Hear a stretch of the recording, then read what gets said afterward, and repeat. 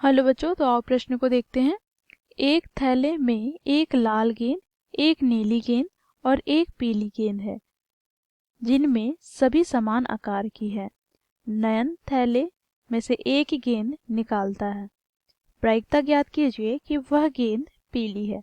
तो दिए गए प्रश्न की मुख्य अवधारणा की बात करें तो बच्चों देखो यहाँ पर, यदि घटना ई के घटित होने की प्रायिकता को हम पी से प्रदर्शित करें तो बच्चों ये बराबर हो जाता है ई के अनुकूल परिणामों की संख्या बटे में कुल संभावित परिणामों की संख्या के। तो यदि ई के अनुकूल परिणामों की संख्या को हम एन ई तथा कुल संभावित परिणामों की संख्या को एन एस से प्रदर्शित करें तो बच्चों पी ई बराबर हो जाएगा एन ई बटे में एन एस के। तो इस मुख्य अवधारणा की सहायता से हम दिए गए प्रश्न को हल करेंगे।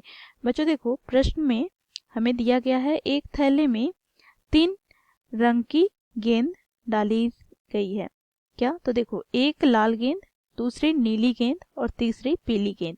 तो यहाँ से हम कह सकते हैं कुल संभावित परिणामों की संख्या जिसे हम एन एस से प्रदर्शित करते हैं, तो ये बराबर क्या हो जाएगा।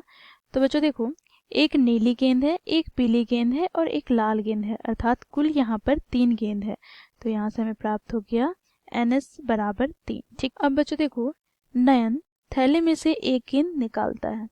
तो हमें प्रायिकता ज्ञात करनी है कि वह गेंद पीली रंग की है। तो यहाँ से हम लिखेंगे, माना घटना ई पीली गेंद निकालना है। तो यहाँ से बच्चों हमें ई के अनुकूल परिणामों की संख्या प्राप्त हो जाएगी।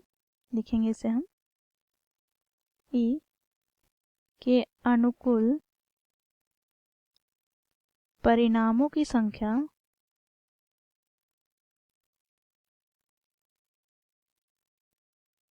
बराबर। तो बच्चों देखो, थैले में पीली रंग की कितनी गेंद है? तो एक।